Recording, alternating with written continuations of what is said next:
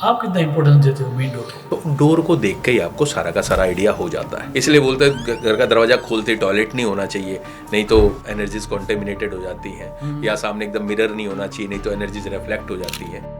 घर का नाम रखना और घर का नंबर, उसका कितना इंपॉर्टेंस आप देते हो? मैं यहाँ पर एक बात ये कहना चाहूँगा कि लोग मतलब किसी भी एक चीज़ को इतनी तवज्जो देते हैं कि फिर वो बाकी चीज़ों को भूल ही जाते हैं। नाम दिए गए हैं, नंबर तो आज तक मैंने नहीं पढ़ा एक भी ग्रंथ में। पेंटेड प्रॉपर्टी है, उसकी इफेक्ट जो है वह तो गुरु स्वामी को लगती है। मैं कहता हूँ अगर 2 महीने भी है तो अगर कुछ भी अच्छा है बुरा होना है वो तो 2 घंटे में हो जाता है। कुछ सोसाइटीज होती है ना जहाँ पे बहुत झगड़े होते हैं। आपका घर तो बहुत बढ़िया है लेकिन आपके नेबर्स अच्छे नहीं। दैट इज बिकॉज ये जो कॉमन एमिनिटीज थी, बोर हो गया या फिर जनरेटर हो गया या फिर लिफ्ट्स वगैरह जो हो गए, स्टेयरकेस हो गए, वो गलत होते हैं। किसी को अपनी कैरियर को अच्छा करना है, नॉर्थ का ध्यान रखें कि किसी भी तरह से वहाँ पर रेड कलर ना है, किसी टॉयलेट ना है, इस तरह की चीज़ें ना है। अगर आए तो उसको बैलेंस कर लें।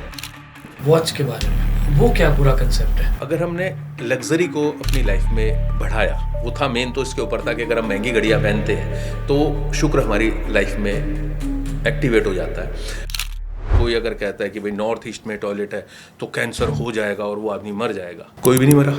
मैंने भी कोई मेजर डिसीज होते हुए नहीं देखा है। सो मोबाइल को एक स्टोन की तरह यूज करना चाहिए, जैसे हम नंग पहनते वैसे। इस मोबाइल के अंदर या मोबाइल के कवर पे, आजकल कवर के ऊपर बहुत ज़्यादा आर्टिस्टिंग होती है, आप जानते हैं कि आप तरह तरह के डिजाइन बनवा सकते हैं, कि वो डिजाइनिंग या डिस्प्ले इमेज आपकी क्या होनी चाहिए। लोग उस पर बिल्कुल ध्यान नहीं देते। अगर आपने ऐसे प्लेनेट की डिस्प्ले इमेज लगा रखी है जो कि आपके 8th हाउस से कनेक्टेड है, या 8-12 को दिखा रहा है या 5-8 को दिखा रहा है, तो वो आप एक प्रॉब्लम का जरिए अपने हाथ में 24 घंटे लेकर चल रहे हो। बच्चा तो लैपटॉप में भी नहीं चेंज करेगा, आजकल तो ऐसी हालत है। सो सिंबल्स के साथ प्ले करके we can change the entire energy 100 of a person and a vastu as well.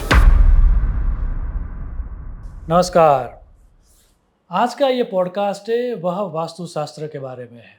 Shri Girindra Bharti जी के साथ हमने डिटेल में बात की है, किस तरह की गलतफहमियाँ मोस्ट ऑफ द टाइम वास्तुशास्त्र में रहती है उसके बारे में बात की है। मंदिर किस तरह का होना चाहिए, किस तरह से देवताओं की मूर्ति होनी चाहिए, नॉर्थ ईस्ट से क्यों लोगों को डराया जाता है, किस तरह के वास्तु के करेक्शन करने से हम वास्तु को पूरी तरह से दोष मुक्त कर सकते हैं उसके बारे में बात की है। कैसे एक सिंपल डोर मैट आपके वास्तु के डिफेक्ट्स को दूर कर सकते हैं उसके बारे में बात की है। कैसे wall clock, not even that, कैसे रिस्ट वॉच या फिर टैटू आपकी पर्सनल एनर्जी को बढ़ा सकते हैं या घटा सकते हैं उसके बारे में बात की है। वैसे वैसे वास्तुशास्त्र के अद्भुत सिद्धांत जो बहुत सारी गलत फहमियों को दूर करके आपको सिंपल रेमेडीज दे ताकि आप खुद भी वास्तुशास्त्र में करेक्शन कर पाओ, उसके बारे में आज हम डिटेल में बात करेंगे।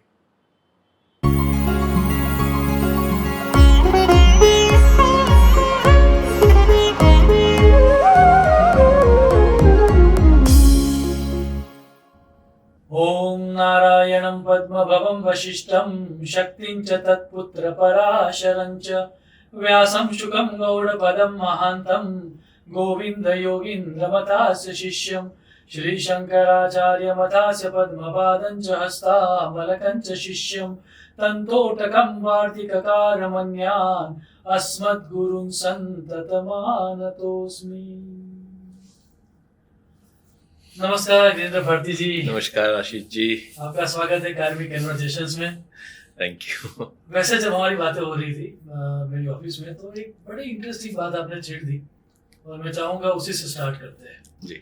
सो अभी कुछ दिन पहले, वैसे पढ़ाई तो काफ़ी समय पहले हो चुकी, लेकिन शास्त्र का अध्ययन डेफिनेटली इनवेरिएबली हफ्ते में 2 या 3 दिन आधा घंटा 1 घंटा मैं करूँगा। पहले ये क्रम हुआ करता था कि हर रोज आधा घंटा पढ़ूंगा, लेकिन डेफिनेटली 1 घंटा पूरे वीक में पढ़ लूंगा मैं। तो मैं कहीं पढ़ रहा था दैट वास्तुराज वल्लभ में एक कोट आता है कि एक अच्छे वास्तु कंसल्टेंट में कौन कौन से गुण होने चाहिए। तो उसमें एक इंटरेस्टिंग सूत्र है, बहुत सारे लिस्ट दिया गया लेकिन एक इंटरेस्टिंग सूत्र दिया गया, वो था शास्त्रज्ञो लोभ वर्जितः, अर्थात शास्त्र को पढ़ा हुआ होना चाहिए और दूसरा उसके अंदर लोभ नहीं होना चाहिए।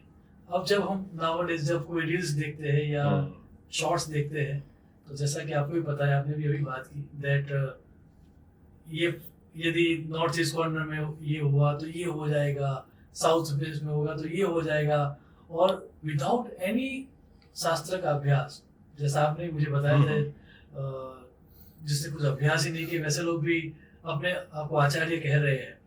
आपका क्या मानना है, क्या क्या गुण होने चाहिए एक अच्छे वास्तु कंसल्टेंट में? देखिए, जो हमारी बात हो रही थी, मोस्ट बेसिक चीज़ तो यह है कि एक वास्तु कंसल्टेंट या जो एक एस्ट्रोलॉजर है, उसको ओवरऑल साइकोलॉजी का ज्ञान तो सबसे पहले होना चाहिए कि मेरे को किसके सामने क्या बात करनी है। हम लोग इसको इमोशनल इंटेलिजेंस भी बोल सकते हैं, एक तरह से EQ जिसको कहते हैं। क्योंकि अगर वो हमारे पास नहीं है तो हमें यही नहीं पता हमें किसके सामने क्या बात करनी है, हम कुछ भी बोल देंगे। क्योंकि अगर आप सही में एक अच्छे एस्ट्रोलॉजर हो या अच्छे वास्तु वाले हो, तो आप जब भी किसी के घर में घुसते हो तो मैं घर को समझता हूं कि वो एक होरोस्कोप है वहां रहने वाले हर एक इंसान का। क्योंकि आप भी जब घर पे जाते हैं तो आप देख कर बताते हैं भाई इनके यहाँ पे स्टेयर्स है, ये इनका मेन गेट है, ये टॉयलेट है, तो आपके साथ ये सब चल रहा होगा और आप जानते हो 99% हमेशा ट्रू होता है।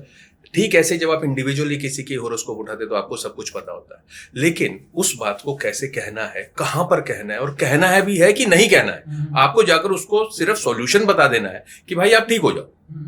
तो ये जो चीज है मैंने देखी कई बार कि ऐसे ऐसे लोग जो इस मात्र एक छोटा सा कोर्स करके आते हैं, उनका हो सकता है 6 महीने साल भर का, हार्डली उनका मैं देखता हूँ एक्सपीरियंस भी नहीं होता, but they are speaking with so much confidence. अब जो लोग सुन रहे हैं, देखो उनको नहीं पता। अगर आप किसी हॉस्पिटल में जाते हो और वहां उसकी डिग्री लिखी है, MBBS है, MD है या DM है, तो आप उस डिग्री पे ट्रस्ट करके आप अंदर जाते हो, वो जो कहता है आप उसको मानते हो, अपने माइंड को पूरी तरह से शट करके। सेम वैसे हमारे यहाँ जिस समय हम एस्ट्रोलॉजी की बात करते हैं, वास्तु की करते हैं, हमारे देश में इनको एक तरह से पूजा जाता है। आप और हम जानते हैं कि हमें कितना सम्मान मिलता है, लोग कितने ध्यान से हमारी बातें सुनते हैं, अपने हजारों करोड़ के वो डिसीजंस हमसे पूछ कर लेते हैं। ऐसी कंडीशन में ये इतनी बड़ी जिम्मेदारी बनती है, तो मेरे को जो महसूस होता है कि इतनी छोटी उम्र में या बहुत कम एक्सपीरियंस, मैं उम्र की बात ही नहीं करता, कोई आदमी हो सकता है 40 में स्टार्ट करे और करने को आदमी 60 में भी कर सकता है, 70 में भी कर सकता है, उसमें कोई दिक्कत नहीं है। लेकिन जब तक आपको अपने पर्सनल एक्सपीरियंसेस नहीं है, तो वही वाली बात जो आप कह रहे थे कि कोई अगर कहता है कि भाई नॉर्थ ईस्ट में टॉयलेट है तो कैंसर हो जाएगा और वो आदमी मर जाएगा। अब आपका मुझे नहीं पता, बट मैंने अपनी लाइफ में बहुत सारे ऐसे घर देखे हैं जहां पर नॉर्थ ईस्ट में टॉयलेट्स थे, कोई भी नहीं मरा। नहीं, मैंने भी, जैसे जो आमतौर पर देखा गया है, नॉर्थ ईस्ट को काफी बढ़ा चढ़ा के लोगों ने बताया है कि नॉर्थ ईस्ट कॉर्नर में यदि टॉयलेट होगा, टॉयलेट को बहुत बड़ा है, शास्त्र ने कह दिया कि वो तो देव की दिशा है जी, तो अब देव की दिशा में यदि टॉयलेट हो गया तो क्या होगा, तो ये डर तो बना ही रहता है। मैंने भी मेरे पर्सनल एक्सपीरियंस में आज तक विद ऑल द जितना लिमिटेड एक्सपीरियंस मेरा रहा है उसमें मैंने भी कोई मेजर डिसीज होते हुए नहीं देखा है। दैट डजंट मीन कि वहां पर होना चाहिए, शास्त्र ने और दिशा दिखाई है वहां पर हो सकता है, लेकिन मान लीजिए यदि हो भी गया तो उसके निवारण है। मेरा डरने की बात क्या है? मेरा बहुत सिंपल सा टेक है कि हम लोग हिंदुस्तान में रहते हैं जहां पर 80% लोग थोड़े से नीचे वाले लोअर मिडिल क्लास में आ जाते हैं या उससे भी नीचे चले जाते हैं। ऐसे लाखों घर हैं, करोड़ों ही ना हो, जिनमें हो सकता है एक ही टॉयलेट हो, ठीक। और अगर बाई चांस वो टॉयलेट नॉर्थ ईस्ट में आ गया, क्योंकि रील्स आज की तारीख में रिक्शा वाला भी देख रहा है बैठ के, उसको कुछ पे नहीं करना, डाटा फ्री का मिल गया तो वो देख रहा है, तो आप ये नहीं सोच सकते कि हमारे पास तो वही आएगा या हमारे को वही देखेगा जो बहुत पैसे वाला है, जो हमारी सर्विसेज ले सकता है। तो जब हम ऑनलाइन है तो हमारी जिम्मेदारी बहुत ज्यादा बन गई कि हम उस आदमी तक का ध्यान रखें कि जिसके घर में सिर्फ एक टॉयलेट है, वो बेचारा चेंज भी नहीं कर सकता, हो सकता है रेंट पे है, हो सकता है किस तरह से, उसको दिख गया कि यार वो बेचारे को 90% को तो देखना भी नहीं आता, लेकिन वो मानकर चलते हैं कि अरे हमारा टॉयलेट नॉर्थ ईस्ट में आ गया। आप सोचो अगर 7 आदमी बैठकर एक घर के ये सोच रहे हैं कि हमारे घर का टॉयलेट नॉर्थ ईस्ट में आ गया, और इतने बड़े महानुभाव ने जिनके लाखों करोड़ों फॉलोअर्स हैं वो ये बैठकर बोल रहे हैं कि नॉर्थ ईस्ट में टॉयलेट आया तो कोई बचा नहीं सकता और आपको कैंसर हो जाएगा और आप मर जाओगे, आप उस साइकोलॉजिकल मैनिफेस्टेशन की पावर को समझ सकते हो? When they all of them are sitting together and all the time expecting कि हमारे साथ क्या होने वाला है। आपको मैं बड़ी आश्चर्य की बात बताऊं, आप खुद इतना ज्यादा पढ़ते हैं, मुझे इतनी खुशी हुई देखकर, आप समझेंगे कि रिसर्च ये बताती है कि आपको वो नहीं मिलता जो आप चाहते हो, आपको वो मिलता है जो आप एक्सपेक्ट करते हो। तो एक्सपेक्टेशन में इतनी ज्यादा पावर है कि एक रिसर्च हुई पोलैंड के अंदर, उन्होंने क्या करा, 3 ग्रुप बनाए, लगभग 2000 लोग लिए थे उन्होंने एक ग्रुप तो ऐसा लिया जिनको ये देखा कि जो लोग न्यूट्रल थे वो ना फ्यूचर से बहुत अच्छा एक्सपेक्ट करते थे ना खराब करते थे। एक ग्रुप ऐसा था जो बहुत अच्छी एक्सपेक्टेशंस में था कि हम बहुत बढ़िया करने वाली जिंदगी में, हम हेल्दी भी रहेंगे, हमारी लव लाइफ भी अच्छी होगी और हम बहुत सक्सेसफुल होंगे। और एक ग्रुप ऐसा था जो सुपर पेसिमिस्ट था, वो यही एक्सपेक्ट करते रहते थे कि भाई हमारा कुछ नहीं हो सकता। एंड यू कांट इमेजिन, जब उन्होंने ओवर द 20 ईयर्स उनको देखा जाकर, तो पता चला कि जो थर्ड ग्रुप था, यानी जो एक्सट्रीम पेसिमिज्म में था, निगेटिव एक्सपेक्ट करता रहता था, उसके मोस्टली लोग या तो एक्सीडेंट में या बैंकरप्सी से मतलब बर्बाद हो चुके थे compare to the other two groups. इसी तरह से एक एक्सपेरिमेंट हुआ था। आई एम सॉरी, मैं इसलिए बता रहा हूँ कि इस बात को समझना बहुत जरूरी है कि एक एक्सपेरिमेंट हुआ जिसमें जो नी रिप्लेसमेंट होता है, उनके 3 ग्रुप बनाए गए। एक ग्रुप के साथ उन्होंने कुछ भी नहीं किया, एज इट इज पट्टी वट्टी बांधी, ऐसा लगा कि उन्होंने कुछ करा है, प्लेसिबो सर्जरी कर दी। दूसरे के साथ उन्होंने हल्का सा स्क्रैचिंग करी और उनको भी बंद करके छोड़ दिया। तीसरे ग्रुप का उन्होंने प्रॉपर ऑपरेट किया। And over the period of time जब उन्होंने तीनों से पूछा, क्योंकि तीनों को पता, तीनों की सर्जरी जो रिजल्ट्स थे वो परफेक्ट थे, एकदम सेम टाइप ऑफ हीलिंग थी, because the expectation was there. तो अगर इतनी ज्यादा पावर हो सकती है ऐसी कंडीशन में, अगर आपने किसी का होरोस्कोप देखा और आपने उसको देखकर कह दिया भाई तेरी राहु की दशा शुरू होने वाली है, अब तेरे को भगवान ही बचाएगा, अब तेरे को बहुत संभल के चलना है। अब वो बेचारा आपकी शक्ल ऐसे देख रहा है, आपके हाथ में उसका होरोस्कोप है, और देखते हुए आपने एकदम से पेन उठाया। अब वो बेचारा आपके फेशियल एक्सप्रेशन को देखकर वो डिमोलाइज हो चुका है इस समय ऑलरेडी, कि यार अब राहु की दशा शुरू हो गई, अब तो कोई बचा ही नहीं सकता, कोई कुछ कर ही नहीं सकता। ऐसी कंडीशन में आपने किस तरह की उसको एक्सपेक्टेशन दे दी। मैंने ऐसी हालत में देखा कि 23 साल का लड़का, उससे मैंने पूछा बेटा क्या करो, अंकल अभी तो मुझे कुछ करना ही नहीं है। मैंने क्यों? कह रहा मेरी शनि की 7.5 चल रही है, मेरे को पंडित जी ने बताया कि 7 साल तो मेरा कुछ हो नहीं सकता, तो अभी मेरे 4 साल और बचे हैं, तो मैं उसके बाद देखूंगा कुछ। कैन यू इमेजिन कि एक यंग बच्चा जो मोस्ट मतलब आप समझो कि पोटेंशियल वाले ईयर्स उसके वो वहां पर हैं, वो अगर किसी के कहने से अपनी लाइफ को पोस्टपोन करके बैठा हुआ है, और मैं समझता हूँ आपकी भी नजर में से बहुत सारे लोग होंगे, तो मेरा सिर्फ इतना बताने का मतलब था कि आपके हमारे जैसे लोगों की, या जो भी वास्तु वाले हैं, जो एस्ट्रोलॉजर्स हैं, उनकी बहुत बड़ी जिम्मेदारी है। जब वो किसी के सामने है तो उनको देखना है कि हम लड़के से बात कर रहे हैं, लड़की से कर रहे हैं, बच्चे से कर रहे हैं या बड़े से कर रहे हैं, इनके सामाजिक परिवेश कैसे है और हमारी बातों का इन पे क्या इम्पैक्ट पड़ने वाला है।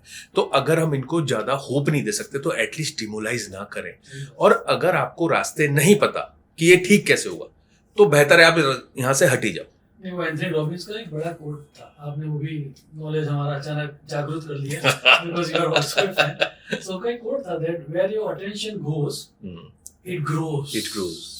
तो यदि आपने कुछ गलत देख भी लिया किसी के घर में कंसल्ट करते हुए, तो हमारी तो मेरी पर्सनालिटी ये रहती है कि भगवद गीता के उस सूत्र को मैं याद रखता हूँ दैट अनुद्वेगकरम सत्यम प्रियम हितम च वद। अर्थात यदि कुछ भी चीज बतानी है तो कैसे बतानी है, तो सबसे पहले तो वो अनुद्वेगकरम होनी चाहिए, क्लाइंट को उद्वेग नहीं होना चाहिए, फिर सत्य तो होनी ही चाहिए, फिर प्रिय होनी चाहिए और उसके हित में होनी चाहिए। तो मान लीजिए एज ए वास्तु कंसल्टेंट किसी व्यक्ति ने कोई गलत चीज देख ली किसी के घर में, तो सीधा न बताते हुए यदि उसको थोड़ा डाइल्यूट करके या अच्छी तरह से यदि पेश किया गया, तो आई थिंक वो सब हम सब की वो जिम्मेवारी है। ऑन द कॉन्ट्री आपसे पहले जो आए थे उन्होंने बहुत बढ़िया बात मुझे कही थी। उन्होंने ये कहा था दैट उनका नाम नहीं बताना चाहूँगा, लेकिन उन्होंने ये मुझे कहा था दैट समस्या ये है कि हम सब लोग यूट्यूबर्स हो गए हैं। हमें होना था वास्तु कंसल्टेंट या एस्ट्रोलॉजी का कंसल्टेंट होना था, और एस्ट्रो वास्तु के हिसाब से जो चीज सही है वही बतानी चाहिए।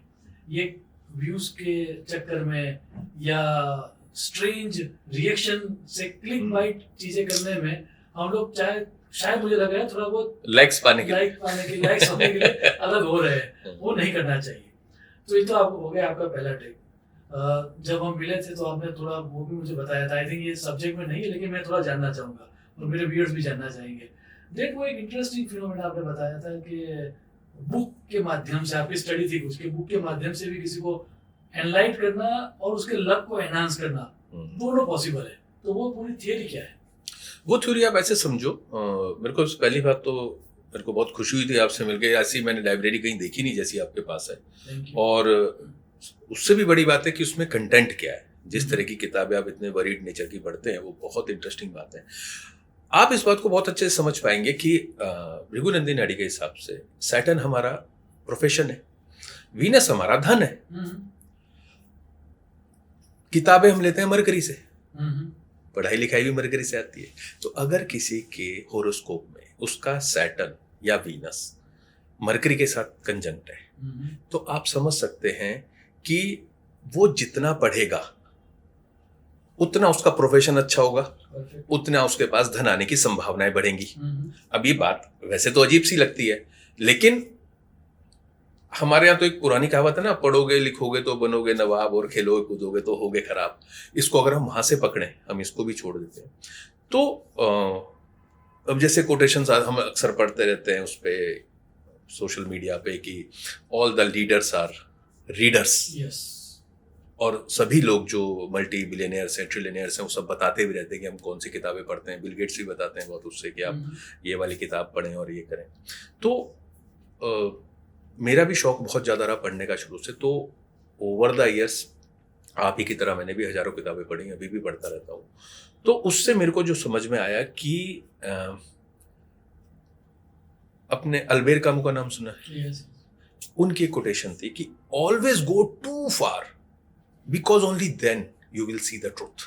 क्या बात, क्या बात। तो वो जो टू फार जाने वाली बात है वो आप तभी देखते हैं जब आप या तो आप अपने एक्सपीरियंसेस के थ्रू इतनी दूर जा सके, या फिर आप पढ़ाई के थ्रू पास्ट में और फ्यूचर में और प्रेजेंट में बहुत डीप डिग कर सके। तो उन हिसाब से जब मैंने देखा तो मेरे को लगा कि अगर मैं इसको एज ए रेमेडी यूज करूं तो ये बहुत अच्छा काम कर सकती। तो फिर जब मैंने इस पे वर्क करना शुरू किया तो मैंने सारे प्लैनेट्स का अलग अलग उनके कारक भाव निकाले। फिर ऐसे ही मैंने जितने हाउसेज हैं उनके कारक भाव निकाले। फिर इसके बाद मैंने प्रॉब्लम्स के निकाले। अब एक रियल लाइफ एग्जांपल बताता हूँ कि there was a boy with me. मैं उनके साथ अपने किसी फ्रेंड के यहाँ गया था, तो मैं जाकर वहाँ बैठा, तो जब मेरे दोस्त है तो वो बच्चा ऐसे बैठा था, नमस्ते। तो उसका एक इंटरव्यू का अटेम्प्ट मर्चेंट नेवी के लिए खराब हो चुका था। अच्छा। तो ही वॉज आस्किंग मी कि मैं अब क्या करूं। नेक्स्ट वीक था उसका। मैंने कहा भाई ये जो तेरा पोस्चर है it is showing that you are too weak to handle any new question, या किसी को फेस ही नहीं कर सकते आप। तो मैंने उनको एक बुक बताई, मैंने कहा आप किताब पढ़ें, how to make someone like you in 90 seconds by Nicholas Boothman. और मैंने कहा आपको जिम ज्वाइन करना है कल से ही, irrespective it is only 7 days, but you have to do exercise. आप सोचो in the 7 days he did the exercises, he finished the book and he cracked the exam. अब 3 साल हो चुके हैं उसको बहुत सक्सेसफुली ग्रो करते हुए उसके अंदर। Why it worked like this? हमारे पास किताबों के रूप में सारा ज्ञान है, लेकिन अगर हम उठाकर उसे देखेंगे नहीं तो कोई मीनिंग नहीं है। आप समझते हैं? हम तो पूजा करते हैं। मैंने देखा है लोग अपने घर में भगवत गीता का या फिर श्रीमद् भागवतम का या कोई ग्रंथ होगा, तो उसको लपेट देंगे और उसकी पूजा करेंगे, खोलते नहीं, पढ़ते नहीं। जो रियल है, जो होना चाहिए। तो ये तो मैंने एक एग्जांपल दिया था बुक की पावर का, लेकिन इसके बाद मैंने देखा कि अभी अगर हम बात करें जैसे द आर्ट ऑफ वार है सुन त्सू की, तो उसको देखते आपको किस प्लेनेट का ख्याल आता है? मार्स का है, क्योंकि फाइटिंग की बात हो रही है। ऐसे अगर हम बात करें कि कोई बुक है, जो बुक किताब का नाम है emotional intelligence by Daniel Goleman, ठीक है, इसको देखते हैं आपको किसका ध्यान आता है? मून का, चंद्रमा का आएगा। लीडरशिप के ऊपर अगर कोई किताब है तो आपको पता है we are talking about sun. Philosophy की कोई बात कर रहे हैं, हिस्ट्री की बात कर रहे हैं, we are talking about Saturn. अब इसी के अंदर आता है कि जैसे अगर हम 7th हाउस की बात करें, किसी आदमी को प्रॉब्लम है कि मेरे कनेक्शन नहीं बनते अच्छे लेवल पे, तो वास्तु के हिसाब से हम क्या करेंगे? हम उसकी ईस्ट डायरेक्शन देखेंगे कि भाई वो सोशल कनेक्शन की आपके बढ़ाने की दिशा, आपका वहां पे टॉयलेट ना हो। फिर हम उसकी कुंडली में देखेंगे कि यार नेटवर्किंग की डायरेक्शन कौन सी है, वो 7th हाउस है। तो हम उसको 7th हाउस को देखेंगे, पीड़ित तो नहीं है, उसके उपाय देंगे उसको कि एक्टिवेट कर ले। या 11th हाउस कि भाई फ्रेंड्स कैसे बनने, लेकिन अगर हम उसको नेटवर्किंग को इम्प्रूव करने के लिए कोई साथ में किताब भी बता दें तो आप सोचिए कितना पावरफुल हो सकता है। जैसे सैटर्न में हम डिसिप्लिन की बात करते हैं, फोकस की बात करते हैं, तो there is a book by Darren Hardy, this the compound effect. वो चीजों को इतना प्रिसाइज कर देती है, ऐसे द एसेंशियलिज्म, बहुत सारी किताबें।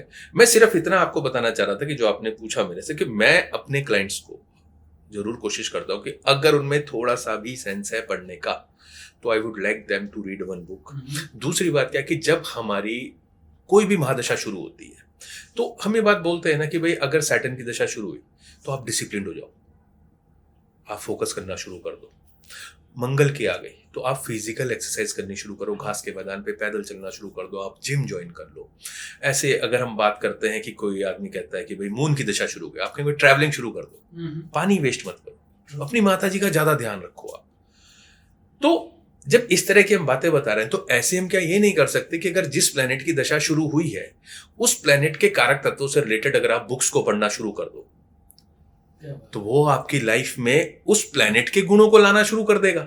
Interesting phenomena, very interesting. Yes, तो that thing I realised and I connected the dots, और मैंने फिर उनका जो रिजल्ट देखा वो बहुत अच्छा देखा। तो आज आप जब वास्तु के लिए ज्यादा बात करने की इच्छा है, सो जब आप वास्तु की विजिट के लिए जाते हो कभी भी, तो क्या एस्ट्रो और वास्तु को कंबाइन करते हो या सेपरेटली ट्रीट करते हो दोनों को? नहीं, मैं बिल्कुल कंबाइन करता हूँ। देयर वाज अ टाइम जब तक मुझे इसकी नॉलेज नहीं थी, मैं बिल्कुल नहीं करता था। अच्छा। तो वो बाद में मेरे को समझ में आया, और ये बहुत कॉमन सी बात है, आप तो खुद एस्ट्रो वास्तु कंसल्टेंट है, आप समझते हैं कि एक ही घर किसी के लिए बहुत अच्छा हो जाता है और वही घर किसी दूसरे के लिए खराब हो जाता है। तो हुआ क्या कि I was designing a house for someone, बहुत रिच पर्सन थे, तो उनका जब मैंने कुंडली देखी तो उनका जो मार्स था वो 6th हाउस पे 180 डिग्री का हिट दे रहा था, और 6th हाउस पे राशि जो थी वो 12 नंबर की थी।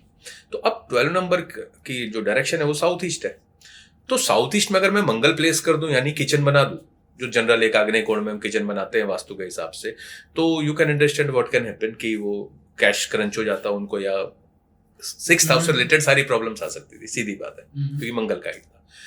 तो मैंने वो शिफ्ट करके एसएससी में कर दी, तो और अच्छी वास्तु के हिसाब से डायरेक्शन में चली गई। और एस्ट्रोलॉजिकली हम लोग, तो मैं ये एग्जांपल आपको इसलिए दिया कि हम लोग रिफाइंड हो जाते हैं कि हमें साउथ ईस्ट में ना रख के हमने एसएससी में कर दी, तो उनका वो जो हिट था वो डिफ्यूज हो गया। अब मेरे को देखना है कि उसको मेरे को रखना कौन सी जगह पे है, तो वहां पर भी मैं किचन दे सकता था अगर पॉसिबल होता वास्तु के हिसाब से भी।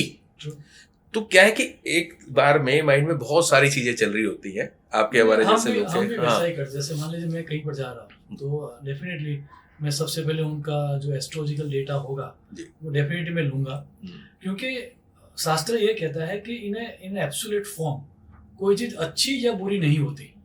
प्रश्न ये पूछना चाहिए कि मेरे लिए ये चीज अच्छी है या मेरे लिए ये चीज बुरी है। So it is always subjective. तो सब्जेक्टिव शास्त्रों को पकड़ के ही हमें चलना है। It reminds me one of the question also, कुछ क्वेश्चन होते हैं ना जो हमें ऑल द टाइम पूछे जाते हैं, तो आपका भी इंटेक में उसके बारे में पूछना चाहूंगा। जैसे फॉर एग्जांपल हो गया मेन डोर। अब मेन डोर के लेके, क्योंकि वास्तु की सभी पुस्तकें यही कहती है कि जब भी हमें कंसल्ट करना है, सो वन ऑफ द, एक तो वास्तु मंदन टीका करके एक तो ग्रंथ है, उसमें तो ये लिखा है दैट मुख्य द्वारेण हेतुना निर्णयम कुरु। कोई भी डिसीजन आपको लेना है वास्तु का, तो आपको मेन डोर को लेकर ही कंसीडर करके ही लेना है। सो रेफरेंस आपको लेना है मेन डोर का, और उसके बाद आपको बाकी सब चीजें इकट्ठी करनी है। आप कितना इंपॉर्टेंस देते हो मेन डोर को? नहीं, बिल्कुल 100% मैं इस बात से, मेरे को पता नहीं था इसके बारे में, आपका शास्त्रों का बहुत गहरा ज्ञान है, लेकिन मैं भी ऐसा ही करता हूँ। और यहाँ तक कि महावास्तु में भी जो 4 स्टेप थ्योरी वो सबसे पहले डोर्स के ऊपर ही इम्पैक्ट करती है। तो डोर्स को देखने का तो मैं एक बार अभी डोर्स पे रिसर्च करने का मन हुआ तो मेरे को 7-8 दिन लग गए। मैं वो डाटा कलेक्ट होता चला, इतना कुछ है डोर्स के बारे में। अगर हम बात करें शायद हम 2 घंटे खाली डोर्स पे ही बात कर सकते हैं।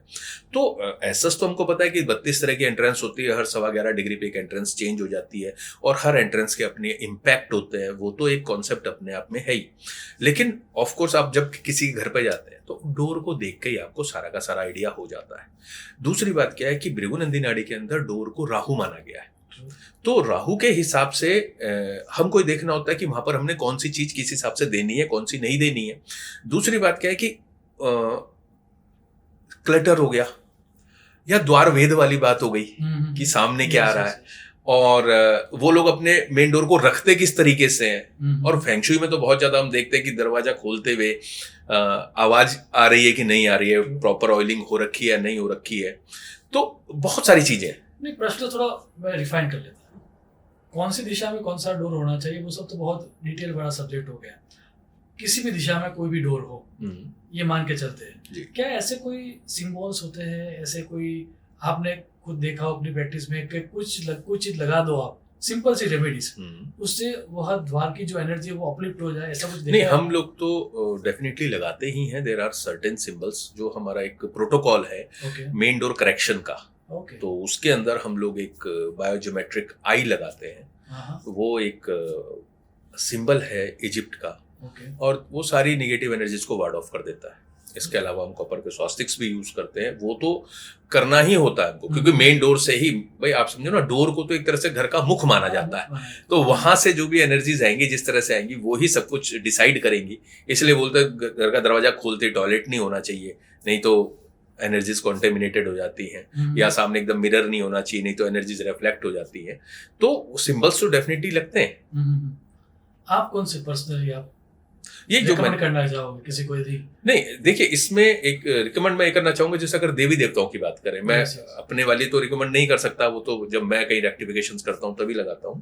लेकिन अगर हम जनरल लोगों के लिए बात करेंगे जिसे कोई भी यूज कर सके, तो एक बात तो मैं इसमें खास तौर पे कहना चाहूंगा कि जो डोर मैट्स होते हैं, सिंबल से भी पहले उसके कलर का खास तौर पे ध्यान रखें। क्योंकि ये एक बहुत बेसिक और बहुत इंटरेस्टिंग थ्योरी है अपने आप में, कि आपका डोर कोई भी हो, अगर आपको खाली उसके कलर का पता है, जैसे आपका वेस्ट डायरेक्शन में सपोज कीजिए मेन डोर है, और आपने वहां पर फुटमेट लगा दिया रेड कलर का या ग्रीन कलर का, तो वो एंटी एलिमेंट हो गया। सेम वैसे अगर हमने नॉर्थ डायरेक्शन के अंदर हमने अगेन रेड लगा दिया तो एंटी एलिमेंट हो गया, या हमने साउथ ईस्ट या साउथ की तरफ आपकी मेन एंट्रेंस है, हो सकता है वो एसएससी में हो, पावर कॉन्फिडेंस के जोन में हो, लेकिन आपने वहां पर ब्लैक कलर का फुटमेट लगाया जो कि बहुत कॉमन है, या ग्रे लगा दिया, तो आपने उसकी एनर्जी को जीरो कर दिया।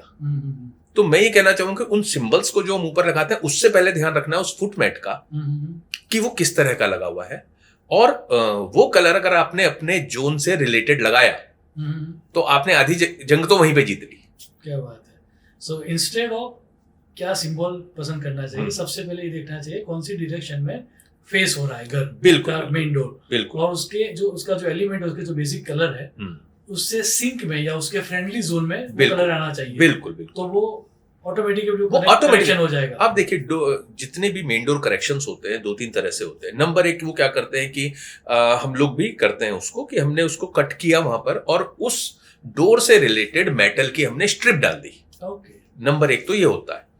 तो जैसे अब ये निगेटिव जोन्स में, अगर साउथ वेस्ट की तरफ है तो हम ब्रास की डालते हैं, या वेस्ट की तरफ है तो आयरन आएगा, मेटल का, सॉरी, फायर का जोन है तो कॉपर लगाएंगे या एसएस लगाएंगे। अब बात ये आ जाती है कि सेकंड स्टेप क्या होता है, कहते हैं भाई कलर की स्ट्रिप लगा दो, पट्टी लगा दो। आपने बहुत घरों में देखी होगी, जब आप जाते हो तो किसी ने येलो लगा रखे, किसी ने ग्रीन लगा रखे, जो कि फिजिबल भी नहीं रहती, और वो पता लगा थोड़ी देर बाद फटनी शुरू हो जाती है, वो और निगेटिव इंपैक्ट देती है, क्योंकि कहीं से उखड़ी हुई है, कहीं से कुछ है, तो आदमी आधी पहली चीज क्या देख रहा है वहां पे। अब मैं ये बात बोलता हूँ, आपने 3 इंच की तो पट्टी लगाई, उसकी जगह अगर आपने 2 फुट बाय 3 फुट का वो कलर का मैट ही डाल दिया, तो आपका काम ही हो गया, वो परमानेंट वहां पड़े वाला है। वो आपकी सिर्फ निगेटिविटी को चेंज नहीं कर रहा है, वो आपके धूल गर्दे को भी रोक रहा है घर में घुसने से। तो वो प्रैक्टिकली मेरे को लगा इन सबसे बढ़िया तो सबसे बेसिक तो ये, एटलीस्ट आप सिंक में तो है एलिमेंट्स के। नहीं, अभी तो घर में एंटर भी नहीं हुए, उससे पहले की बात कर रहे हैं। बिल्कुल। तो अभी नाउअडेज एक फैशन, वैसे तो कई सालों से ये चल रही है, लेकिन अभी ये बहुत लाइमलाइट में है। जैसे कि फॉर एग्जांपल कुछ सेलिब्रिटीज ने अपने घर के नाम रख दिए, वो बहुत फेमस हो गए, राइट। तो इन अ वेरी सेम वे, घर का नाम रखना और घर का नंबर, उसका कितना इंपॉर्टेंस आप देते हो? नहीं, उसका इंपॉर्टेंस देखिए, मेरी तो कोई औकात ही नहीं जो मैं किसी को इंपॉर्टेंस दूं। आप जानते हैं आज की तारीख में बहुत भयंकर इंपॉर्टेंस है इसकी।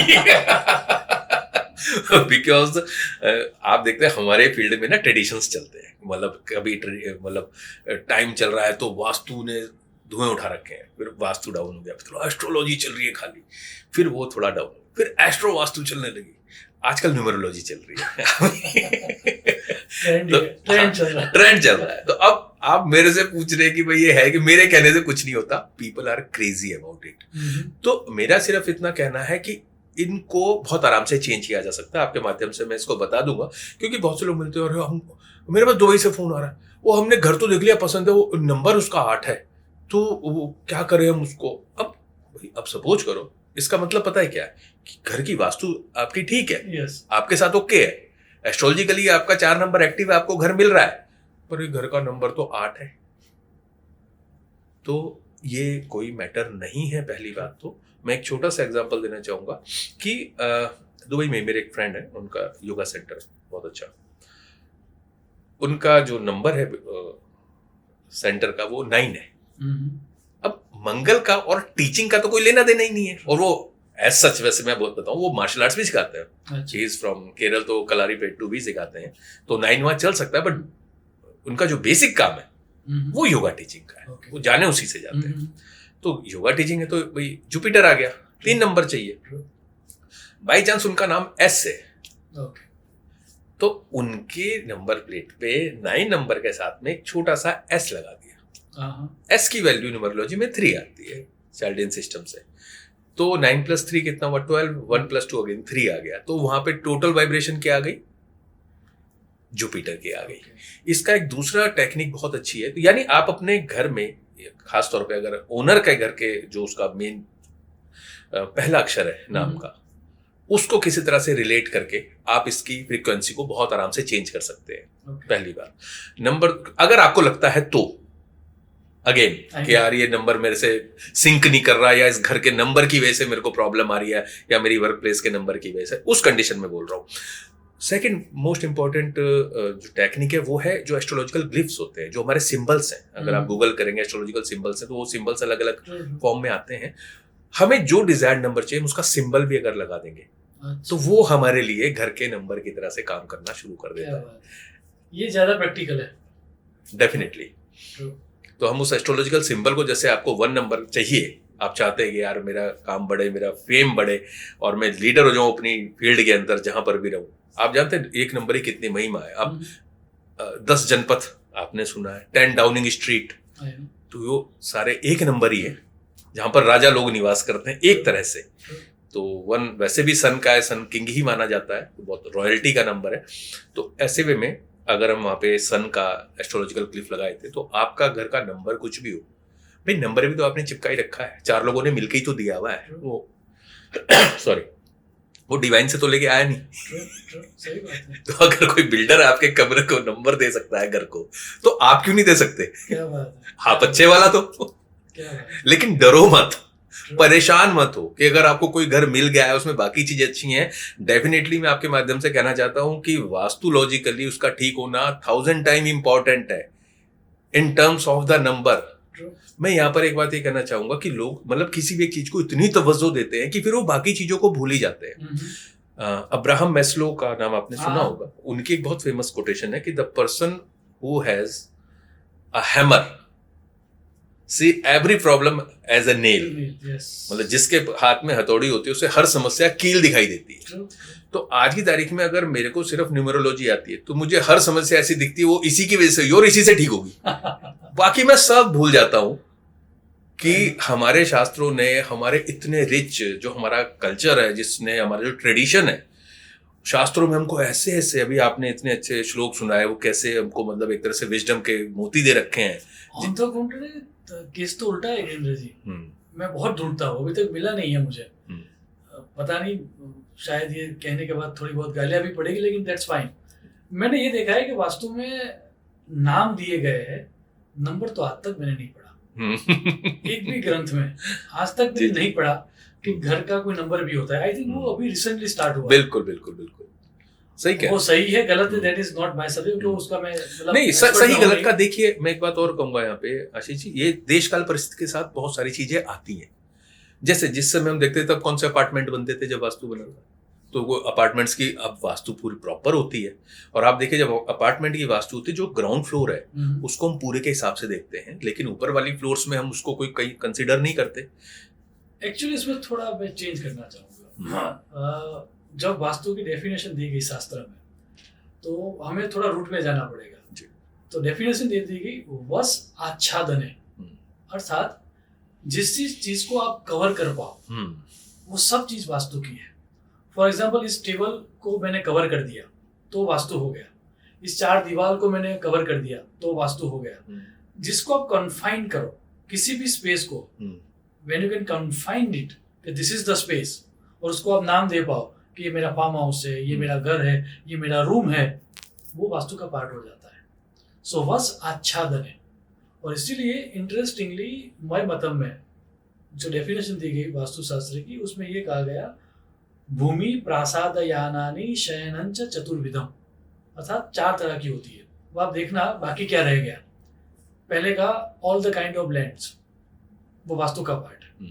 फिर कहा गया प्रासाद, that means on kind of structures, वो घर भी आ गया, वो टूम भी आ गई, और वो राजा का महल भी आ गया। फिर इंटरेस्टिंगली कहा गया यान, यान मीन्स व्हीकल, व्हीकल भी वास्तु है, वास्तु का पार्ट है। और चौथा कहा गया शयन, अर्थात जो हमें आराम देता है और जो हमें एक तरह से एंजॉयमेंट देता है, दैट मीन्स आर ऑर्नामेंट्स, वो भी वास्तु के पार्ट हो गए। तो बाकी क्या बचा, सब तो आ गया। एंड तो जब हम बोलते हैं ना वास्तु, तो वास्तु की डेफिनेशन में जो शास्त्र सम्रागढ़ सूत्रार्थ करके ग्रंथ है, since you are interested in academics also, so उसमें up to 70 there are certain ग्रंथ जिसमें अप टू 90 फ्लोर्स तक का उल्लेख है। सो पहले के जमाने में अपार्टमेंट नहीं थे, वैसा नहीं था, थे, उसको अलग तरह से ट्रीट करने की भी बात कही गई थी, लेकिन फिर वो प्रचलित नहीं हुआ। अच्छा, मैंने नहीं सुना इस तरीके का। बड़ा आपने अच्छी बात मेरे को बताई आज कि 70 और 90 तक का आपने बताया। जो मैंने पढ़ा है तब तक का पढ़ा, क्योंकि मैंने मैक्सिमम 45th फ्लोर तक किया अभी तक वास्तु। अच्छा, हाँ, क्या बात है। दुबई के अंदर, तो उससे ऊपर तो मैं नहीं जा पाया, तो हम लोग थोड़ा एनर्जीज वगैरह देखते हैं। बट इंटरेस्टिंगली, क्योंकि अपार्टमेंट वास्तु में ऐसा, अब हम लोग तो बहुत पुराने चावल हो गए एक तरह से, तो मैं बहुत साल पुरानी बात अगर समझूं तो बहुत कंफ्यूजन रहता था उस तरीके का। अब जैसे किसी बिल्डर ने वो बनाया, एक कॉन्सेप्ट है पूरा, तो जो उसका प्लॉट एरिया है, उसकी जो पूरी बिल्डिंग की एंट्रेंस है और वहां कहाँ पर उसके सेप्टिक टैंक्स है, वो सारा तो बिल्डर के लिए मायने रखेगा अल्टीमेटली। जो रहने वाला है उसके लिए तो अपने फ्लैट से मतलब है। तो खैर ये एक इसमें भी थोड़ा चेंज। तो क्या कहा शास्त्र ने, that when it about community living, तो जैसे फॉर एग्जांपल कुछ सोसाइटीज होती है ना जहाँ पे बहुत झगड़े होते हैं। आपका घर तो बहुत बढ़िया है, लेकिन आपके नेबर्स अच्छे नहीं, या उस तरह का कोई कॉमन इश्यू क्रिएट हो गया और पूरा कॉम्प्लेक्स या पूरी सोसाइटी सारी परेशान है, बिल्कुल राइट। तो दैट इज बिकॉज ये जो कॉमन एमिनिटीज थी, बोर हो गया या फिर जनरेटर हो गया या फिर लिफ्ट्स वगैरह जो हो गए, स्टेयरकेस हो गए, वो गलत होते हैं। सो समटाइम्स ये भी दिखा गया। नहीं, वो आप बिल्कुल ठीक कह रहे हैं कि वो ओवरऑल जितने लोग रह रहे हैं उन सबके लिए एक साथ काम करें। मैंने बहुत बार देखा है कि पता लगा पूरी बिल्डिंग के अंदर वो पार्किंग की प्रॉब्लम आ गई, अब वो पूरे सारे लोग झंडा उठाकर वो उस बिल्डर के खिलाफ खड़े हुए हैं। तो आप समझ रहे, वो आपने बिल्कुल सीखा, वो जस्टिफाइड हो गई बात कि अगर वहां पर इस तरह की प्रॉब्लम है वास्तु के अंदर, तो वहां रहने वाले परेशान होंगे ही होंगे। बात फिर इंडिविजुअल तो वो बात की बात है कि आप उसके होरोस्कोप से उसके घर को कितना ठीक करते हैं, क्या करते हैं। नहीं, मतलब दोनों देखना है। सो प्लॉट भी देखना है और इंडिविजुअल घर भी देखना है। अब एक और प्रश्न जो हमें बार बार पूछा जाता है, उसके बारे में भी आपके विचार में सुनना चाहूंगा, और वो है रेंटेड प्रॉपर्टी। और मुझे तो बहुत सारे लोग ऐसे भी मिलते हैं कि जो रेंटेड प्रॉपर्टी है उसकी इफेक्ट जो है वह तो गृह स्वामी को लगती है, जो रह रहा है उसको नहीं मिलती, जो कि पूरी तरह से गलत है। सिंस आप हमारी बात हुई थी तो मैंने भी कहीं से वो टिप ढूंढ रहा था मैं कि कहीं से कोई श्लोक मिल जाए मुझे, तो भाई मतलब टीका में ये श्लोक है, वो कहते हैं वास्तु फलानी निवासी ने स्वामी ने न, अर्थात जो रहता है उसको वास्तु की इफेक्ट होती है, वास्तु के मालिक को नहीं। And sound justify also.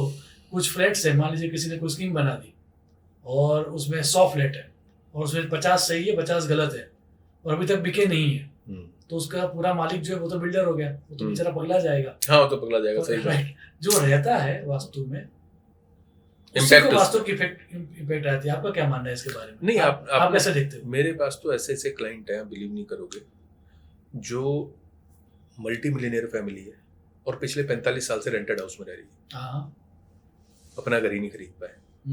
पैसों की कोई कमी नहीं है, हर चीज मैं तो ज़्यादा डिटेल में नहीं जाऊंगा, otherwise they will understand, but आप समझिए कि रह रहे हैं तो रह रहे हैं। और वो घर ऐसा है कि नॉर्थ ईस्ट में सबसे बड़ी प्रॉब्लम है उसके, तो उस घर के जो ओनर की डेथ हुई वो ब्रेन स्ट्रोक की वजह से हुई। उस घर में रहने वाले 3 और लोगों को नेक से ऊपर के हिस्से में 2 बार ऑपरेशंस हो चुके हैं। वो माइनर हुए, वो अलग बात है, लेकिन हुए ऊपर ही, नीचे किसी को प्रॉब्लम नहीं आई। तो अब अगर मालिक को ही प्रॉब्लम होनी थी तो इन लोगों को क्यों हुई, और नॉर्थ ईस्ट की प्रॉब्लम इन्हीं पे क्यों आई। दूसरी बात मैंने आपको बताई थी, मेरा जो मेन कंसर्न रहता है वो सॉल्यूशन देने का होता है, और वो भी एनर्जी करेक्शन के थ्रू होता है। हम लोग किसी भी जगह की एनर्जी को चेक करते हैं, बॉडी की एनर्जी को चेक करते हैं, और जमीन के नीचे की एनर्जी चेक करते हैं, जियोपैथिक स्ट्रेस देखते हैं, एनवायरमेंटल एनर्जी देखते हैं। अब अगर हम किसी एनवायरमेंटल एनर्जी पे जा रहे हैं और वो वहाँ पे निगेटिव है, तो वो रहने वाले पे इम्पैक्ट करेगी, या वहां से वो कई बार मैंने देखा ओनर तो अमेरिका में रह रहा है, घर इंडिया में है, तो उस पे जाके करेगी। सही बात। फिर आप भी जानते हैं कि जो वास्तु का जो जन्म हुआ था वो सबसे पहले मंदिरों के लिए हुआ था। तो टेम्पल आर्किटेक्चर का मतलब ये था कि एक ऐसी जगह बनानी जहां पर बायो एनर्जी एम्पल मात्रा में है, कोई भी इंसान वहां पर जाकर थोड़ी देर के लिए बैठेगा और वो सेंटर्ड हो जाएगा, and then they can come out feeling happy and energised. फिर वहां क्यों जाएंगे? मंदिर का मालिक कौन है? हम वहां पे थोड़ी देर के लिए टेनेंट ही तो है, जिससे हम किसी मंदिर पर जा रहे हैं, किसी आश्रम में जा रहे हैं, वहां पर बैठते हैं और सिर्फ बैठकर उसकी एनर्जी को लेते हैं और फिर हम वापस आ जाते हैं। तो ये आपने जो बात कही वो 100% ऐसी ही है कि जो वहां पर रह रहा है उसके अलावा किसी पे इम्पैक्ट नहीं है, और अगर है भी तो उस पे जाता है जो रह रहा है, क्योंकि वहां की एनर्जीज, वहां का पॉजिटिव, वहां का नेगेटिव। इसीलिए मेरे साथ एक बड़ा कॉन्सेप्ट आता है कि लोग अक्सर कहते हैं जी हमारा घर बन रहा है, हम अभी थोड़े टाइम के लिए इस वाले घर में। जी थोड़ा टाइम कितना है? कि जी 2 साल। मैं कहता हूं अगर 2 महीने भी है आप, तो अगर कुछ भी अच्छा है बुरा होना है वो तो 2 घंटे में हो जाता है। 2 साल तो बहुत बड़ी बात है। तो मोस्टली मैं तो अपने सारे क्लाइंट्स के जो रेंटेड हाउसेज है वो भी रेक्टिफाई करता हूँ प्रॉपर, क्योंकि अगर आपको मेरे साथ रहना है, मेरी बातों को मानना है आप और मेरे ज्ञान का फायदा लेना है, तो you should not stay even a single week in such a house. चलो ये तो एक्सट्रीम हो गई कि हाँ भाई 1 सप्ताह के लिए आपको रहना है, लेकिन तो भी बेसिक चीजें तो समझो। डेफिनेटली नहीं, 5 बेसिक एलिमेंट्स को तो कोई भी व्यक्ति कहीं पर भी कर सकता है। हाँ बिल्कुल, आप ठीक है बहुत एक्सपेंसिव वाले मोड पे ना जाओ, लेकिन थोड़ा बहुत तो आप उसे करके चलो। तो ये तो मैं तो हमेशा से करता हूँ। जो रेंटेड प्रॉपर्टीज हैं वो भी, और मैंने बहुत लोगों को देखा है जिन्होंने बहुत ज्यादा खर्चा करके रेंटेड प्रॉपर्टीज भी रेक्टिफाई कराई और बहुत मजे से रह रहे हैं। अच्छा, हर एक का अपना एक तरीका होता है और हमारे जो लाइफ के बेसिक जो हमारी रिक्वायरमेंट्स है, कैरियर ले लो, रिलेशनशिप ले लो, यदि हमारे व्यूअर्स के लिए यदि आपको 1 या 2 टिप्स देनी हो, तो यदि आपको दिक्कत ना हो तो कोई भी वास्तु नहीं दिक्कत वाली तो कोई बात ही नहीं है। हम लोग वास्तु कोई भी हो, लेकिन मान लीजिए किसी को अपनी कैरियर को अच्छा करना है, तो क्या वो बेसिक टिप हो सकती है जो कोई भी कर सकता है? नहीं, करियर के लिए तो सबसे पहले इम्पोर्टेंट है कि नॉर्थ डायरेक्शन की हम बात करेंगे तो मैं इसके लिए एक छोटा सा एग्जांपल देता हूँ। मेरे को एक बार मेरी भांजी का ही फोन आया, तो उसके हस्बैंड की जॉब नहीं रही थी, काफ़ी साल रह के। तो वो लोग जॉब ढूंढने के लिए बेचारा रोज जाता था, 3-3 4-4 उसने दिए, इंटरव्यू नहीं हो रहा है, फिर आ जाता था। तो एक दिन उसका फ़ोन आया कि मैं बहुत परेशान हूँ, आप बताएं कुछ। मैंने कहा तुम्हारे घर के नॉर्थ में क्या है? तो उनका कंस्ट्रक्शन चल रहा था कि जी नॉर्थ में एक हमने शॉप बनाई थी, उसमें सारा सामान पड़ा हुआ। मैंने तुम उसको खाली कर दो। उसके बाद फोन रख दिया। नेक्स्ट डे उसका फोन आया कि वो हमने खाली कर दिया था, आज वो गए थे, 2 जगह उन्होंने इंटरव्यू दिया, दोनों जगह सिलेक्शन हो गया। क्या बात। तो why I am telling you this कि नॉर्थ डायरेक्शन, करियर की बात करें तो जो सबसे इंपॉर्टेंट टिप है वो है कि नॉर्थ का ध्यान रखें कि किसी भी तरह से वहां पर रेड कलर ना है, किसी टॉयलेट ना है, इस तरह की चीजें ना है। अगर आए तो उसको बैलेंस कर लें। अगेन उसमें भी प्रॉब्लम कोई नहीं है कि आप एकदम से पैनिक कर जाएं कि यार यह तो हमारा कुछ हो ही नहीं सकता। तो करियर को एज सच अगर मैं टिप की बात करूं, तो मैं अगर वास्तु की बात करूं, मैं एक ओवरऑल ही बात कर देता हूं कि अगर हम नॉर्थ ईस्ट, ब्रह्मिस्थान और साउथ वेस्ट इन तीनों को संभाल लेते हैं तो हमारी बहुत सारी वास्तु की प्रॉब्लम्स दूर हो जाती है। तो अगर हमको नॉर्थ ईस्ट का जैसे पता है कि भाई क्या क्या चीजें होनी है, क्या नहीं होनी, ऐसे ब्रह्मिस्थान और ऐसे ही साउथ वेस्ट है, तो इनके बेसिक लॉज को हम अगर संभाल लें तो I think everything becomes fine. थोड़ा और क्वेश्चन में मेरा थोड़ा और क्लियर करता हूँ जी। मैं ये पूछ रहा था that irrespective of the planning, planning चाहे खराब हो सही हो, वो सब चर्चा ही नहीं करनी है। आज किसी को अपनी कैरियर के लिए कोई बेनिफिट चाहिए, तो ऐसी क्या एक चीज उसको करनी चाहिए अपने वास्तु में, अपने घर में? अपने घर में तो मोस्ट बेसिक, मेरे को हंसी आती है क्योंकि जब इतने बेसिक लेवल पे आते हैं ना, हमें आदत पड़ गई बहुत ज्यादा डीपली देखने की, सॉरी वो इसलिए। तो कॉमन सी बात है कि आप अपने घर के नॉर्थ के अंदर अगर आप सिंपल एक नीले रंग के वास में अगर उसका मनी प्लांट अगर आप लगाते हैं बड़े पत्तों वाला, तो वो बहुत सपोर्ट करता है। या आप ग्रीन कलर की एक सीनरी लगाते हैं, खास तौर पर उसमें अगर पानी भी गिर रहा हो तो वो बहुत ज्यादा सपोर्ट करता है। So water element and green colour, water element and green colour, क्योंकि ग्रीन कलर क्या है, वो ग्रोथ को रिप्रेजेंट करता है और वो उसके सपोर्टिंग में है ही वाटर के, तो वो आपको इमीडिएट आपको नई अपॉर्चुनिटीज देने का काम करता है। वेरी सेम वे, किसी की हेल्थ खराब है और हेल्थ के लिए क्विक फिक्स क्या हो सकता है? वैसे तो बहुत कुछ हो सकता है, लेकिन हम कभी क्विक फिक्स की ही बात करते हैं। देखिए, क्विक फिक्स में मेरे जो समझ में आता है ना, वो सबसे पहले तो नॉर्थ ऑफ नॉर्थ ईस्ट है। तो अगर नॉर्थ ऑफ नॉर्थ ईस्ट को हमको देखना ही पड़ेगा या साउथ ऑफ साउथ ईस्ट को, ये दोनों जोन, एक पावर और कॉन्फिडेंस का जोन हो गया, एक आपका हेल्थ का जोन हो गया। उसके बाद इन दोनों जोन्स के साथ में सेंटर जरूर देखना चाहिए, क्योंकि अगर न्यूमरोलॉजी के लोशू स्क्वायर की बात करें तो बीच का जो 5 नंबर है वो हेल्थ को ही रिप्रेजेंट करता है। तो अगर आप सेंटर में येलो कलर के प्लांट्स रख देंगे तो वो बहुत सपोर्ट करते हैं। तो येलो कलर अगेन क्यों, वहां पर वो अर्थ एलिमेंट आ जाता है सेंटर के अंदर। तो हेल्थ एज सच तो आप भी समझते कि वो बहुत ही it's a very vast subject and it's a very subjective. हाँ, कि आपकी कैरियर के लिए क्या अच्छा है वो देखने के लिए आपकी कुंडली भी देखनी पड़ेगी, आपका घर भी देखना पड़ेगा। बिल्कुल। लेकिन we are talking about some general tips. हाँ, ये एक्चुअली जनरल पे अब इसलिए लगता ना क्योंकि ये जनरल वालों ने इतना रायता फैला दिया है कि वो जनरल बोलने का मन नहीं करता। मैं भी जब तक हो सके तब तक स्पेसिफिक ही बात करता हूँ, लेकिन फिर भी ये लोगों को एक टेक तो बना रहता है कि और तो मैं कुछ नहीं कर सकता, तो शायद कोई एक चीज कर लूं मैं जिससे लाभ हो जाए। नहीं, जैसे मैं एक बार बताता हूँ कि अक्सर लोगों को ये रहता है कि एक है बहुत अच्छी चीज कि लाफिंग बुद्धा, एक बहुत जनरल बात मैं आपको बता रहा हूँ कि हम घर में जैसे घुसते हैं तो जो डायगोनल कॉर्नर है वहां पर हमको लाफिंग बुद्धा को रखना चाहिए सेंटर को फेस करते हुए, और उसके नीचे हमको अपनी एक विश लिस्ट रखनी है as if it is already done. Okay, ये एक मोस्ट बेसिक काम है कि आपको लाफिंग बुद्धा रखना है और उसके नीचे आपको अपनी विश लिस्ट रखनी है, जैसे वो हो चुकी है, यानी एक तरह से हमने अपने गोल्स लिख दिए, अपनी एफर्मेशंस लिख दी कि thank you God I have got my job and place under it. अब इसको और डिफाइन अगर थोड़ा सा करूं कि अगर आदमी को अपनी होरोस्कोप भी पता हो तो आपके 11th हाउस में जो भी राशि है आपको उसकी डायरेक्शन में रखनी है। सपोज कीजिए वहां पर 10 नंबर लिखी है, तो 10 नंबर राशि की जो डायरेक्शन है वो साउथ और SSE है। नहीं, वो आएगी मतलब 10 नंबर मकर राशि की बात कर रहा हूँ, तो उसकी जो डायरेक्शन आएगी वो साउथ और SSE आती है। उस कंडीशन में हम लोग क्या करेंगे, साउथ या SSE में रेड या ग्रीन कलर का रखेंगे और उसको, और रेड कलर के पेन से अपनी विश लिस्ट को लिखेंगे और उसके नीचे रखेंगे। इंटरेस्टिंग। और दूसरी बात है, जैसे हम मैनिफेस्टेशन की बात करते हैं तो वो थोड़ा सा चला जाएगा वेस्ट डायरेक्शन के अंदर, क्योंकि गेन्स और तो जो भी हमारा विजन बोर्ड है हम लोग अगर बनाते हैं तो उसको अगर वेस्ट डायरेक्शन में रखते हैं अगेन, या फिर 11th हाउस की जो भी राशि है उसकी डायरेक्शन में रख दें, तो वो आपको बहुत ज्यादा सपोर्ट करना शुरू कर देगा। Very good, very good. अच्छा, आपका एक वीडियो मैंने काफी समय पहले देखा था और उसके बारे में भी थोड़ा मैं बात करना चाहूंगा। वो था वॉच के बारे में जी। वो क्या पूरा कंसेप्ट है और कैसे काम करता है? देखिए, वॉच के बारे में तो आजकल हम तो पहनते ही नहीं है।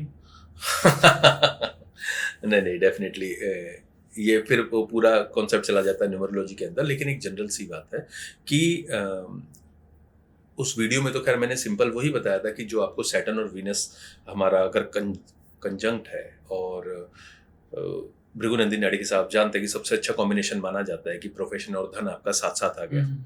तो अगर हमने लग्जरी को अपनी लाइफ में बढ़ाया, वो था मेन तो इसके ऊपर था कि अगर हम महंगी घड़ियां पहनते हैं तो शुक्र हमारी लाइफ में एक्टिवेट हो जाता है। मैं इसको थोड़ा और डिटेल में हम चले जाते हैं, तब हम ये देखते हैं कि आपके कुंडली के अंदर होरोस्कोप में जो 3 नंबर राशि है वो NNW को दिखाती है और आपकी बॉडी पे आपके आर्म्स आ गए, तो उससे भी हम रिलेट करते हैं हमें किस तरह की घड़ी पहननी है। अब इसके बाद हम न्यूमेरोलॉजी पे आ जाते हैं अगर, तो वहां पर अगर आपका 6 और 7 नंबर यानी जो मेटल एलिमेंट्स के नंबर्स हैं अगर लोशी स्क्वायर में वो आपके मिसिंग है, तो वहां पर हम लोग ये बताते हैं कि भाई आपको मेटल की वॉच पहननी है, आपको या तो प्योर सिल्वर पहननी है या प्योर गोल्डन पहननी है या दोनों का मिक्स पहनना है। It depends on how much it is needed. तो ये अब एक्चुअली क्या है ना, वो इतने सारे वो देख लिए कि कोई भी समस्या देखते ही वो एक तरह से कभी हिट ही नहीं होता। नहीं, हो ही नहीं सकता, हो ही नहीं सकता, हो ही नहीं सकता। वो 3 4 5 चीजें देखनी पड़ जाती हैं उसके हिसाब से। तो देन वी से कि भाई अगर आप पहनो तो अगर वीनस को एक्टिवेट करना है तो डेफिनेटली आपको महंगी घड़ी पहननी चाहिए। अगर हम न्यूमेरोलॉजी के हिसाब से जा रहे हैं तो फिर हम देखते हैं कि किस मेटल में और किस कलर में पहने। और अगर हम एस्ट्रोलॉजिकली देखते हैं तो फिर हमें देखना है कि हमें आपके होरोस्कोप पे उस हाउस में जहां पर 3 नंबर राशि लिखी है क्या वहां पर कोई प्लेनेट प्लेस करना है। तो अगर वो करना है तो मैं इसको सिर्फ घड़ी की बात नहीं करूंगा, मैं मोबाइल की भी बात करता हूँ, क्योंकि घड़ी हम कम पहनते हैं, मोबाइल 24 घंटे हाथ में होता है। भाई आप रात को जाकर तो घड़ी उतार दोगे ना, लेकिन मोबाइल तब भी नहीं छूटता। वो तब भी अगर रात को किसी का कॉल आया तो आप उठाओगे, उसको देखोगे। तो वो और ज्यादा इंपॉर्टेंट है उस वे में कि उसका कलर क्या होना चाहिए, उस पर कौन सा डिस्प्ले इमेज होना चाहिए, that is also very important. नहीं, वो तो है ही। अभी इवन तो I follow you know traditional Vastushastra and astrology, लेकिन फिर भी जब बराह बिहिर ने जब ये कहा कि एक अच्छे एस्ट्रोलॉजर में या एक अच्छे वास्तु कंसल्टेंट में क्या क्या गुण होने चाहिए, तो उन्होंने डेफिनेटली लिखा है कि वो उस व्यक्ति ब्रॉड माइंडेड होना चाहिए और नई चीज़ों को एडप्ट करना वाला होना चाहिए। तो हम भी यदि आज कोई हमसे पूछते हैं कि किस कलर का मोबाइल ले, तो हम गाइड करते हैं, क्योंकि शास्त्र में उसका विधान है।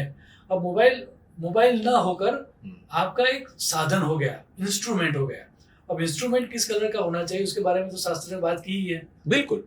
तो आपका एक जमाने में होगा तरह किस तरह का आयुध मैं यूज करूँ, तलवार यूज करूँ या तीर लगाऊँ या क्या लगाऊँ, अब उसकी जगह पर चीज हो गई मोबाइल की। तो इसी तरह से शास्त्र में डेफिनेटली उसके बारे में सीधा सीधा नहीं कहा गया, लेकिन कहा गया है शस्त्र या फिर आपके सहायक। तो यदि मोबाइल को हम शस्त्र या सहायक की ओर पर ले तो शास्त्र में ऐसा दिखा गया है। लेकिन उसमें फिर हम कलर देखते हैं और उसमें हम एस्ट्रोलॉजी को मिलाते हैं। आप क्या करते हो? देखिए, अगर हम मोबाइल को देखें तो कम्युनिकेशन डिवाइस है, तो मरकरी हो गया। अब चूंकि वो कम्युनिकेशन डिवाइस तो चाइनीज भी ले सकते हो 5,000 का, लेकिन आपने लिया 1.5 लाख रुपए का एप्पल का, तो वो वीनस हो गया। अब लेकिन वो 24 घंटे आपके हाथ में चिपक गया और आपकी अटेंशन खा गया, तो वो राहु हो गया। तो अब तो राहु है आजकल तो जो डिवाइस है। अब इसको हम यूज किस तरह से करते हैं, तो मैंने वो बताया बहुत सारे रास्ते। नंबर 1 तो यही है कि सबसे बेसिक बता रहा हूँ, हमने भी रील बना रखी है। आप सिंपल जो भी आपकी डेट ऑफ बर्थ है वो आप उसका नंबर देख लो। भाई आप अगर 21 तारीख को आपका जन्म हो रखा है तो 2 और 1 3 हो गए, तो आपका जुपिटर का नंबर हो गया। तो आपने येलो कलर का मोबाइल ले लिया, येलो नहीं मिलता तो कोई सा मोबाइल लेकर गोल्डन कलर का आपने उसके ऊपर कवर लगा दिया। तो वो आपने एक तो हो गया नंबर्स के हिसाब से कि आपका अगर 8 नंबर है तो आपने ब्लैक कलर का मोबाइल ले लिया। शनि का नंबर है तो शनि का कलर आपने यूज कर लिया। इससे डीपर थोड़ा सा जाते हैं तो फिर हम इसी पे आते हैं जो मैंने बताया था कि हमें आपके कुंडली में आपके जहां पर 3 नंबर राशि लिखी है, अगर उसको कोई प्लेनेट वहां बिठाना है तो वो प्लेनेट का कलर चाहिए हमें, तो हमने उस हिसाब से उस कलर का मोबाइल आपको दिलवा दिया।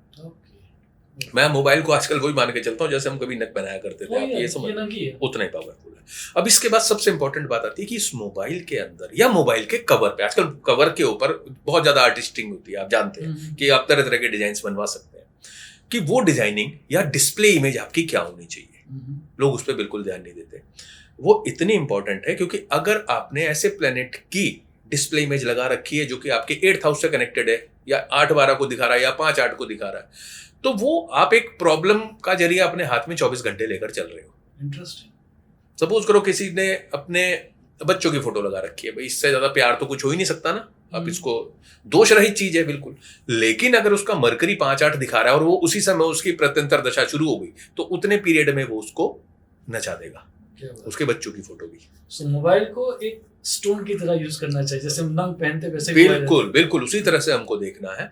तो ऐसी कंडीशन में क्या है कि हम लोग देखते हैं कि सबसे आसान तरीका है उसका जन्म का नक्षत्र देख लो, मून कौन से नक्षत्र में था। जैसे किसी ने शेर लगाना है, वो पूर्वा भाद्रपद का है, तो अगर किसी का उत्तरा भाद्रपद में जन्म हुआ है तो अगर लॉइन को लगा के रखेगा वो उसका अति मित्र नक्षत्र हो गया। आप जानते हो 27वां नक्षत्र है वो अति मित्र होता है तो बहुत बेसिक सी, लेकिन उसको अगर आप यूटिलाइज करेंगे तभी तो उसका आपको पता चलेगा। तो जो भी आपका अति मित्र नक्षत्र है, जैसे मेरा श्रवण है तो मैंने उत्तराषाढ़ा नक्षत्र का जो सिंबल है अपने मोबाइल पे लगा रखा है। एंड सरप्राइजिंगली मैं तो एक्सपेरिमेंट सबसे पहले अपने साथ करता हूँ, उसके बाद मैं किसी को कुछ बताता हूँ। सच बताऊँ, जिस दिन मैंने लगाया था मेरे अगले 4 घंटे में 3 ऐसे काम हुए थे जो पिछले 6 महीने से नहीं हो पा रहे थे। Interesting. And then I use it on so many people. अब जैसे कई क्लाइंट आते हैं, उनके बच्चे बाहर पढ़ रहे हैं, कोई बेंगलोर में पढ़ रहा है, कोई अमेरिका में पढ़ रहा है, कोई लंदन में पढ़ रहा है। अब वो कोई पीजी में रह रहा है, कोई फ्लैट में रह रहा है। अब किसी बच्चे से आप एक्सपेक्ट नहीं कर सकते कि वो एस्ट्रोलॉजी के उपाय करेगा, जाकर वो दान करेगा या कुछ नग पहनने का, वो कुछ नहीं करते, वो मानते भी नहीं एक्चुअली। सही बात हुई वहां पर ये इट वर्क्स लाइक मैजिक। कैसे कि आपने सिर्फ उनको बोला कि आपने ये इमेज निकालनी है गूगल से और इसको अपने बेड साइड पे लगा दो और अपने मोबाइल पे और लैपटॉप पे डिस्प्ले इमेज लगा दो। बस वो अति मित्र जो नक्षत्र है आपका वो आपके लिए पूरी पावर से काम करने वाला। I have seen miracles happening. क्या बात है कि एक बच्चे का एडमिशन होना, वो मतलब कंपटीशन था कोई, और she was in Mangalore and she was in depression. क्यों डिप्रेशन? उसको सिर्फ ये सिंबल दिया था और 600 बच्चों में से 15 बच्चे हुए तो उसमें वो थी। इंटरेस्टिंग। सिलेक्शन हो गया। और ये भी आसान। बच्चों को देखो आसानी देना पड़ेगा, आप वहां पर नहीं कर सकते।